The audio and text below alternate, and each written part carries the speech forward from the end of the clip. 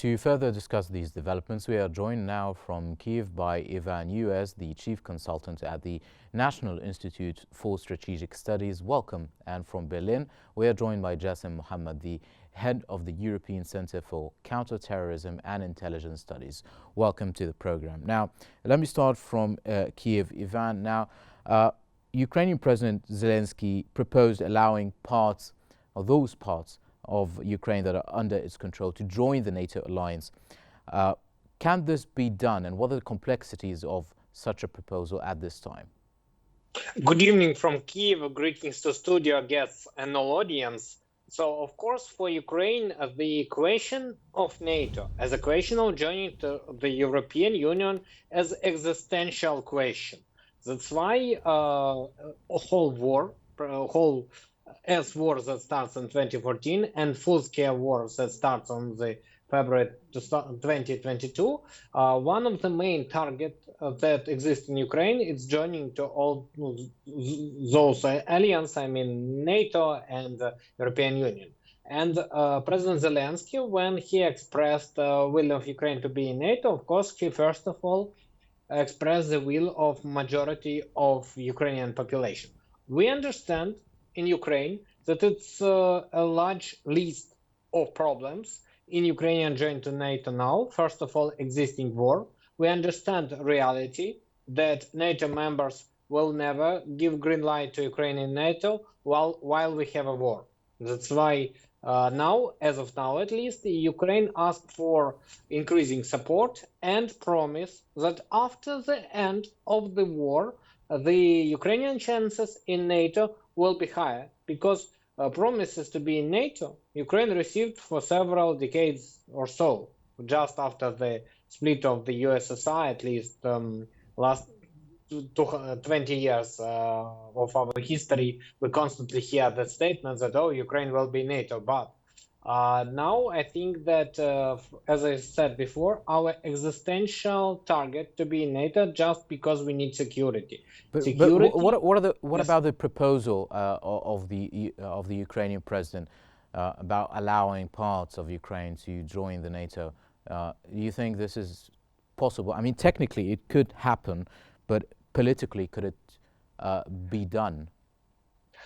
Politically, it's extremely hard, but you know that Ukraine and President Zelensky presented so-called victory plan, and 2 points or 2 chapters of that victory plan, as for me, was written or were written by former UK Prime Minister Boris Johnson and US Senator Lindsey Graham. So Boris Johnson proposed the idea that Ukrainian army can substitute the US army in Europe, because President Trump, elected President Trump, he said that he wants to send out US soldiers from Europe and substitute them by some other soldiers. So Boris Johnson proposed the idea that it should be Ukraine. But for making that step, Ukraine needs to be in NATO.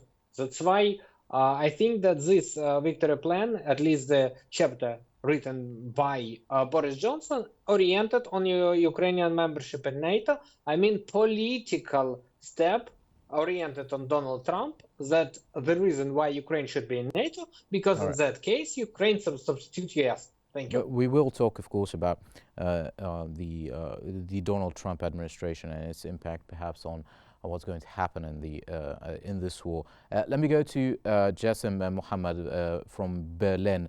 Now, the question is whether Western partners, above all, the most important of these partners, the United States, have the political will and power to actually grant membership to those parts of Ukraine that remain under its control, or even if it's full membership.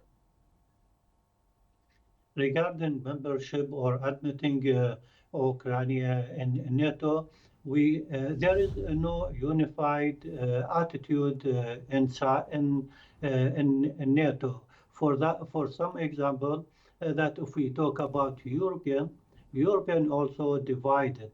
So Western Union, France, Germany, Italy, they show their rejection for admitting Ukraine to NATO because they think that if they accept admitting of Ukraine, it means they should uh, also defend Ukraine according to the article number 5 for the NATO. It means that if admitting Ukraine to the NATO, it means European drag into direct war with the But Russia according and to Article 5 also, Mr. Jassim, Article 5. yeah, Yeah. according to Article 5, yes, it is the cornerstone of the NATO military alliance. It calls for all members to assist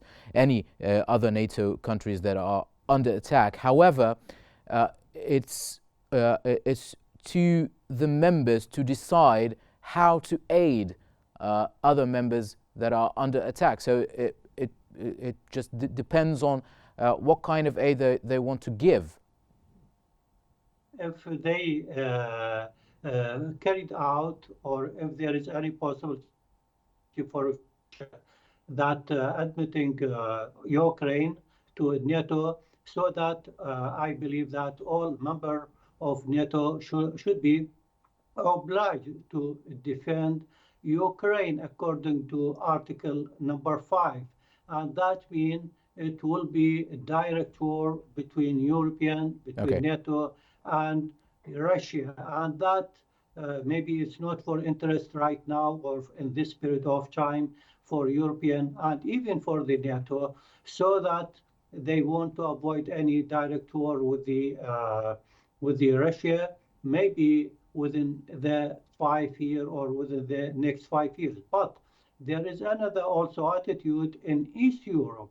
If we talk about Baltic European country, Poland, they encourage and they support membership admitting Ukraine to the NATO. They think that will bolster their attitude against any expected threat from Russia.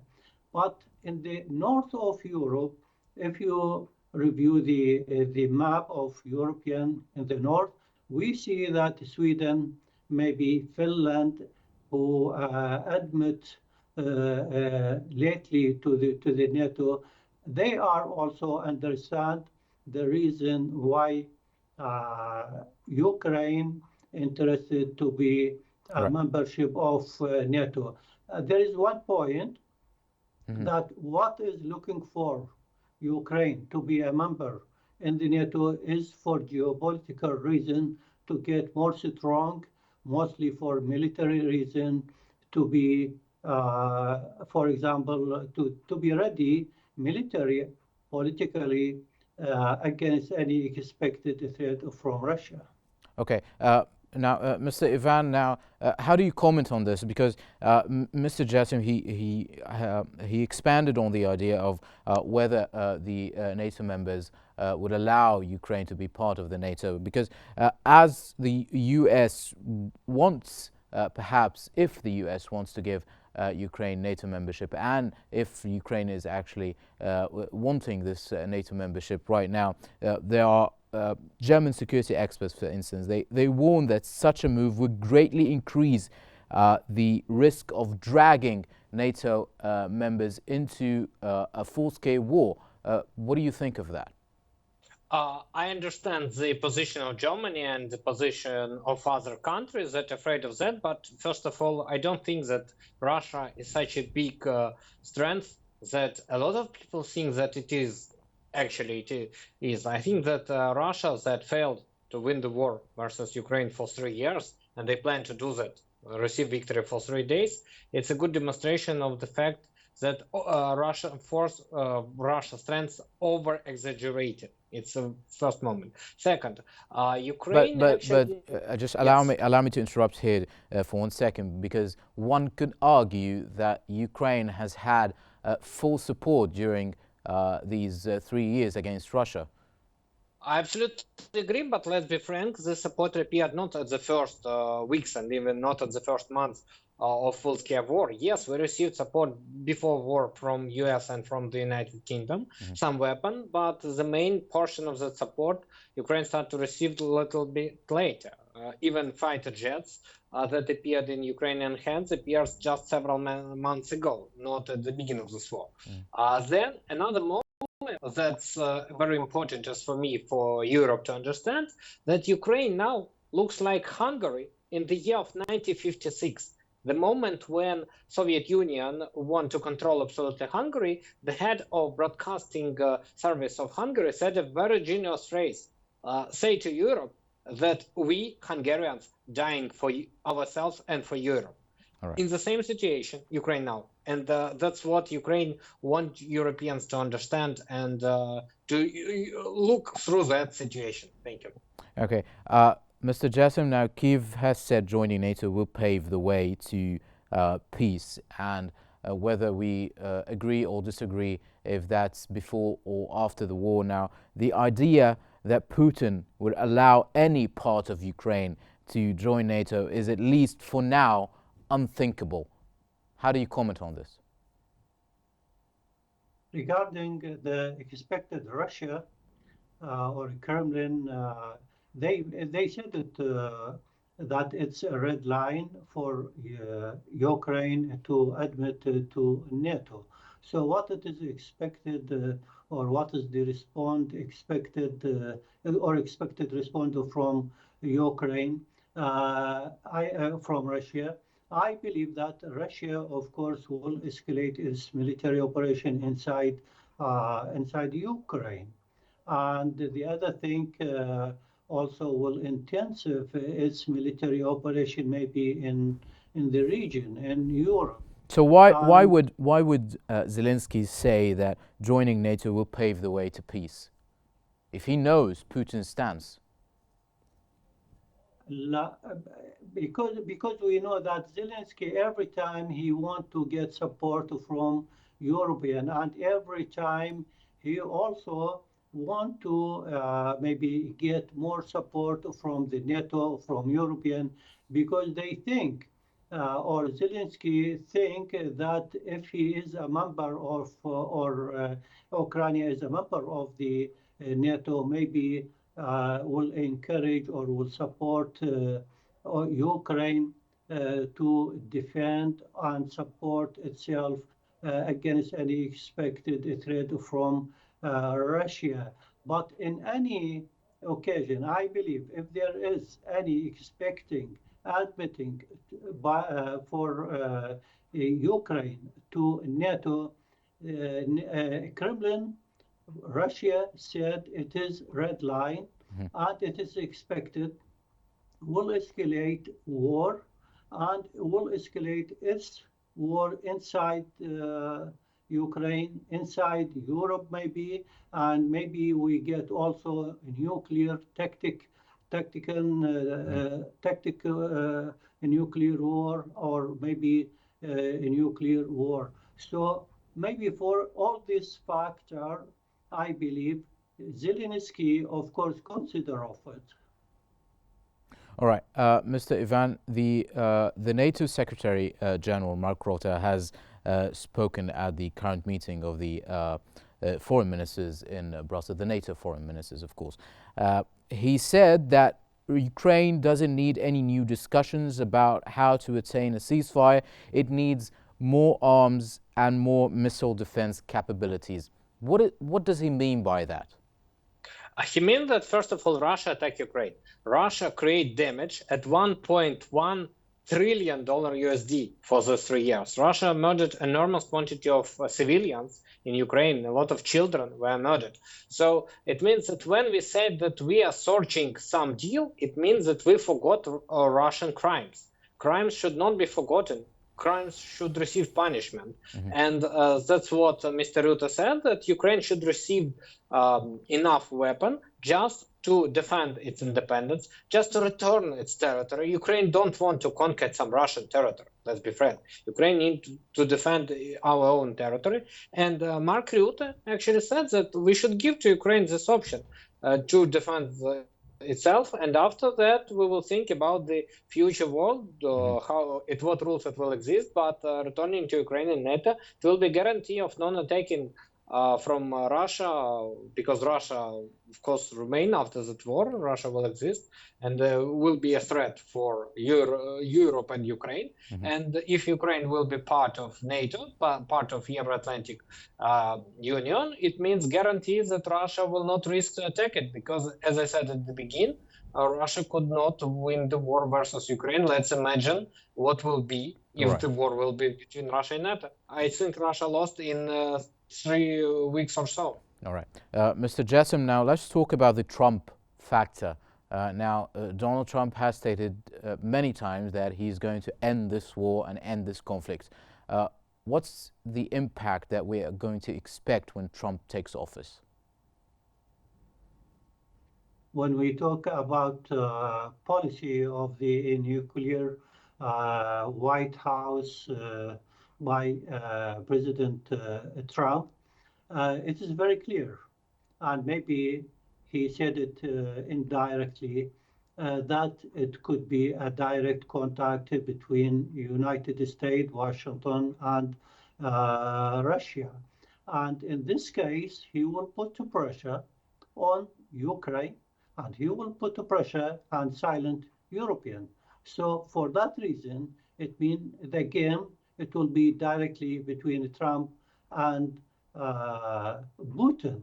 For that reason, I believe that Ukraine has no choice only to accept the Trump efforts, and of course European, because Trump, United States are the main supporter to Ukraine.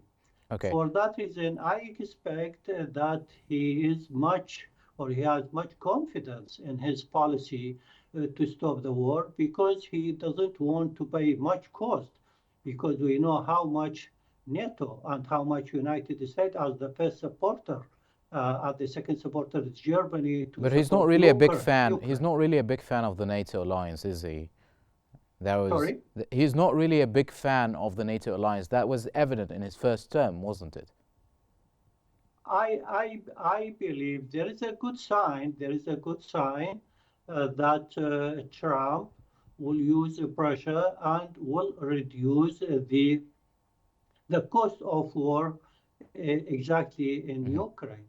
All right, Mr. Ivan. Now, talking about Donald Trump, there are some sources cited by the Wall Street Journal saying, from the inner circle of Trump, saying that perhaps Trump may be looking to delay Ukraine's NATO membership by 20 years. What do you think Trump is going to do when he takes office, and how is he going to impact first the conflict and also Ukraine's relationship with whether the United States or the NATO alliance as a whole? I think Trump still don't have a clear plan. So, of course, there is a statement of what he thinks to do, but there is no clear plan. About 20 years in Ukraine and NATO, I think that Trump needs more arguments what is an interest to the United States of America to see Ukraine in NATO.